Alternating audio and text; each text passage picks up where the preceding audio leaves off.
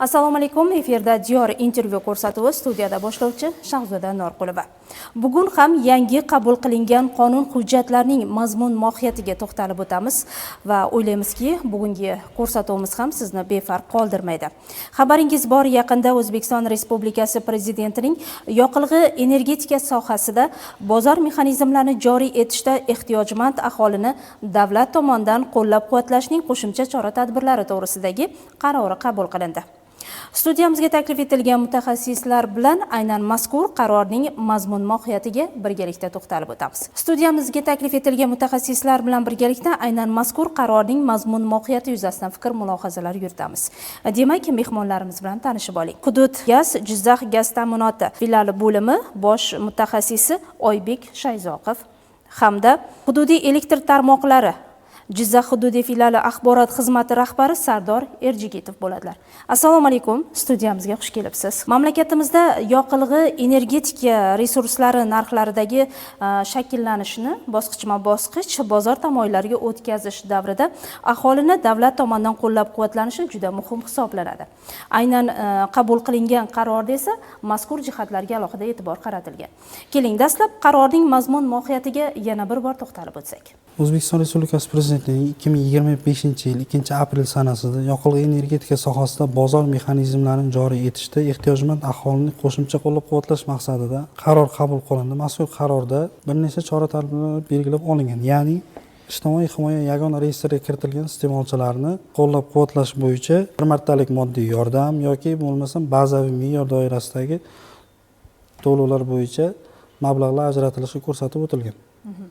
Albatta, ushbu qaror yuzasidan olib borilgan ishlar esa albatta ijtimoiy himoyaga kiritilgan oilalar uchun anchagina qulayliklar keltirib chiqaradi, to'g'rimi? Qarorning asosiy mohiyati, mazmuni bu o'sha ehtiyojmand oilalarni yoqilg'i energetika sohasidagi bozor mexanizmlari joriy etilgan davrda o'sha ya'ni narxlar oshishi paytida ularning narxlar oshishining aholiga ta'sir qilishini kamaytirish maqsadida amalga oshirilgan. Shu bilan birga o'sha kambag'al va ijtimoiy himoyaga muhtoj bo'lgan aholini har tomonlama qo'llab-quvvatlashga qaratilgan qaror loyihasi ishlab chiqilgan. Albatta.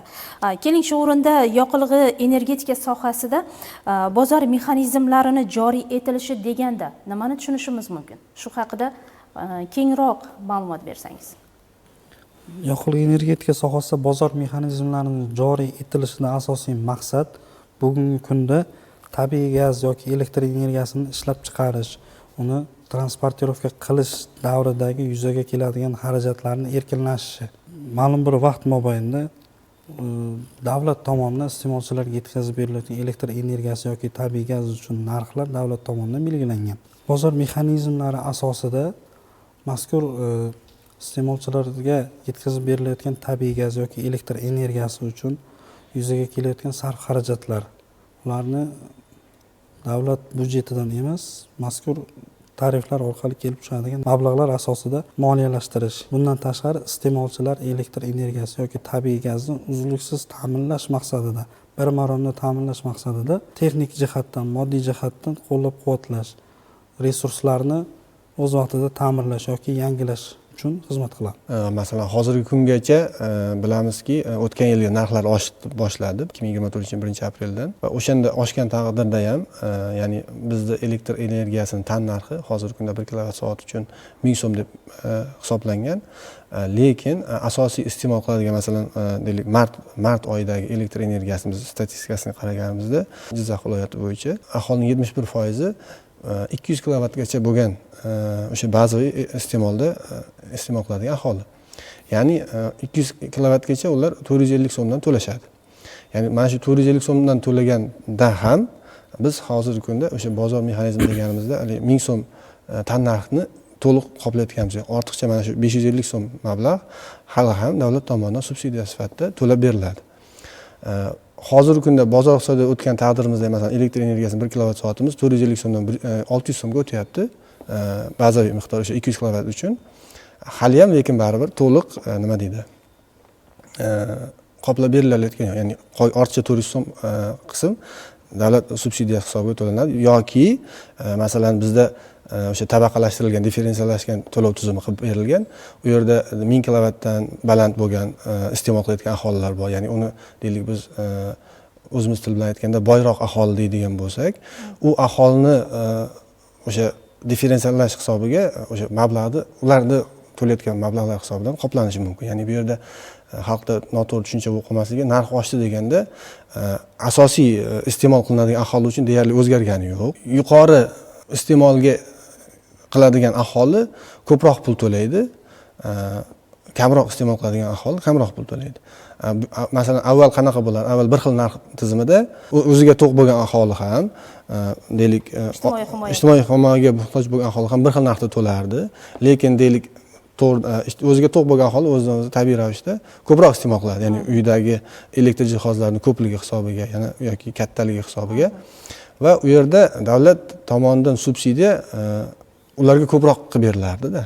Differensiallash hisobiga qilib berilyapti ularga baribir ham. Ya'ni chunki 600 so'mga ko'tarilganda ham 400 so'm farqimiz bor. Ya'ni asosiy tannarxdan. Lekin uni deylik, mana shu 1000 kilovat soatdan ko'proq iste'mol qiladigan aholini to'lov mablag'lari hisobidan bu tomon yopiladi. Undan yetmagan qismi baribir yana davlat tomonidan to'lab beriladi. Bu esa o'z navbatida aholini deylik, mana iste'molchi madaniyatini rivojlantirishga yordam beradi. Ya'ni tejab samarali foydalanishga, tejamkorlikni rivojlantirishga yordam beradigan bu loyiha hisoblanadi. Albatta.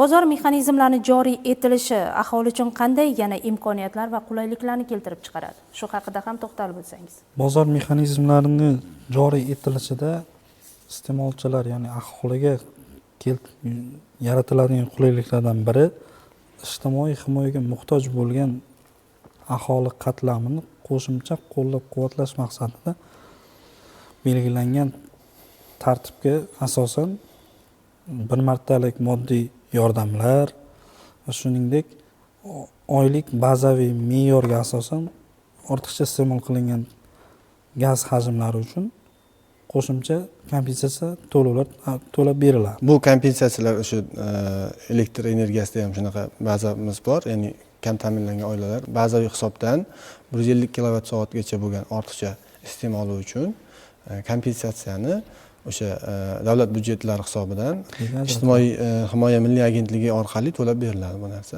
Yana ham tushunarli bo'lish uchun bunda masalan 150 kilovat soatgacha degan nima degan tushunmovchilik bo'layotgan bo'lsa, masalan elektr energiyasida bazaviy hisob 200 kilovat soat bo'lsa, agar aholi boyagi reyestrda tursa yoki o'sha mahalla yettiligi tomonidan mana shu kambag'allikka o'tish xavfi bor bo'lgan aholini o'sha xulosasiga qarab o'sha aholini iste'molida deylik 200 kilovat soat ishlatib bo'lgandan keyin undan keyin deylik oshgan ikkinchi tarif bo'yicha nima to'lanadi. O'shani ham ular birinchi bazaviy to'lov bo'yicha to'layveradi. Ya'ni 150 kilovat ko'p degani 200 ga 150 ni qo'shamiz, 350 bo'ladi. O'sha 350 kilovat soatgacha ular o'sha birinchi bazaviy hisob bo'yicha, ya'ni eng arzon to'lov bo'yicha to'lab beriladi narx bo'yicha.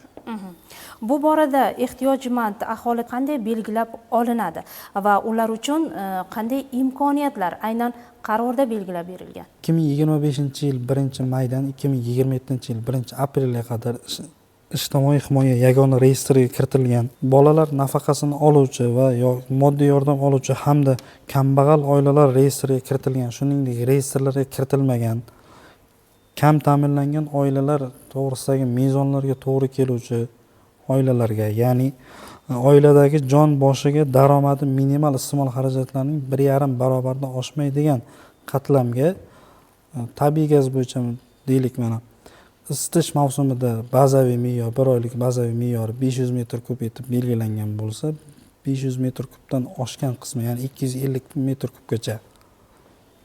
Bundan tashqari boshqa davrlarda, isitish mavsumidan tashqari davrlar, ya'ni bizda bir oylik mavsum tashqari davrlar uchun 100 metr kub etib tabiiy bazaviy me'yor belgilangan bo'lsa, aynan 100 metr kubdan ortiqcha iste'mol qilingan 150 metr kubgacha bo'lgan ortiqcha iste'mol qilingan qism uchun bazaviy me'yor doirasidagi hamda bazaviy me'yordan oshgan narxlar o'rtasidagi farq kompensatsiya qilib to'lab beriladi. Shuningdek, yana bitta narsani aytib o'tish kerak. 2025-2026 yilgi isitish mavsumida aholining ehtiyojmand qatlamini qo'shimcha moddiy jihatdan qo'llab-quvvatlash maqsadida joriy yilning noyabr oyida 1 million so'mdan bir martalik moddiy yordam ajratiladi.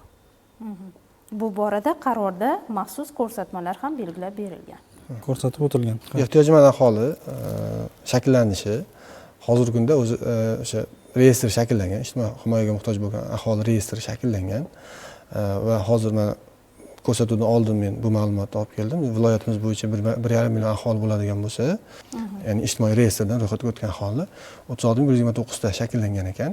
Undan tashqari agar o'sha mahalla yettiligi tomonidan o'sha qaysidir aholi, xonadon, oila o'sha kambag'allik reyestriga kiritilmagan bo'lsa-da, lekin ularning xulosasiga ko'ra bular o'sha darajaga tushib ketish ehtimoli bor yoki shunga yaqin kelgan degan xulosa beriladigan bo'lsa, ular ham boyagi reyestrdagi aholiga qo'shiladi. Ya'ni ularga ham o'sha ijtimoiy himoya o'sha qulayliklardan, imkoniyatlardan foydalansa bo'ladi. Mazkur qarorda reyestrlarga kiritilgan oilalarga mahalla yettiligi xulosasi asosida reyestrlarga kiritilmagan, biroq yordamga muhtoj oilalarga, bunda birinchi navbatda boquvchisini yo'qotgan oilalar, a'zolari birinchi yoki ikkinchi guruh nogironi bo'lgan shaxslardan iborat bo'lgan oilalar, uzoq muddatli davolanishni talab etadigan kasalliklar bilan kasallangan shaxslar yashovchi oilalar, o'zgalar parvarishiga muhtoj bo'lgan yolg'iz yashovchi shaxslar hamda yolg'iz yashovchi keksalar va nogironligi bo'lgan shaxslar,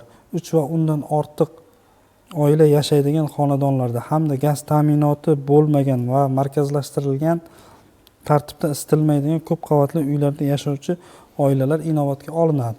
Bundan tashqari qo'shimcha ravishda shakllantiriladigan ro'yxatdagi oilalar soni reyestrlarga kiritilgan oilalar sonining 40% dan oshmasligi belgilab qo'yilgan. Mazkur qarorning ijrosini ta'minlash borasida bugungi kunda viloyatimizda qanday ishlar olib borilyapti? Shular haqida ham batafsil ma'lumot bersangiz. Mazkur qarorning ijrosini ta'minlash bo'yicha zarur tashkilotlar Ijtimoiy himoya milliy agentligining hududiy filiali, hududiy elektr tarmoqlari aksiyadorlik jamiyatining Jizzax filiali bilan birgalikda hamkorlikda ishlar amalga oshirilmoqda. Ya'ni ehtiyojmand oilalarning ro'yxatlariga aniqlik kiritish. Bundan tashqari bir narsani aytib o'tish kerak, O'zbekiston mahallalar uyushmasining filiallari bilan birgalikda hamkorlikda ishlar amalga oshirilmoqda. Shahar tumanlaridagi bo'limlari bilan birgalikda biz o'zimizning shahar va tuman gaz ta'minot bo'limlari xodimlarimiz biriktirilgan bo'lib, joyiga chiqqan holda manzilli targ'ibot ishlari olib borilmoqda. Shuningdek, energiya resurslarini iqtisod qilish bo'yicha ham zaruriy tushuncha va ko'rsatmalar va takliflar, tavsiyalar berib borilmoqda. Albatta, har bir sohada bo'lgani kabi, yoqilg'i energetika sohasida ham imkon qadar aholini ehtiyojmand qatlamiga imkoniyatlar va qulayliklar yaratilishiga alohida e'tibor qaratilyapti va yuqoridagi mazkur qarorda esa bu borada bajarilishimiz lozim bo'lgan vazifalar belgilab berilgan. O'ylaymizki, bu borada olib borayotgan ishlarimiz albatta o'z samarasini beradi. Studiyamizga tashrifingiz, mazmunli suhbatingiz uchun sizlarga katta rahmat. Bu Jizzax viloyat radio kanalining diyor intervyu ko'rsatuvi edi. Bizni kuzatib boring. Keyingi ko'rsatuvlarimizda ham mutaxassislar bilan birgalikda sizni yangi qabul qilinayotgan qonun hujjatlari bilan tanishtirishda davom etamiz. Hozircha esa xayr, salomat bo'ling.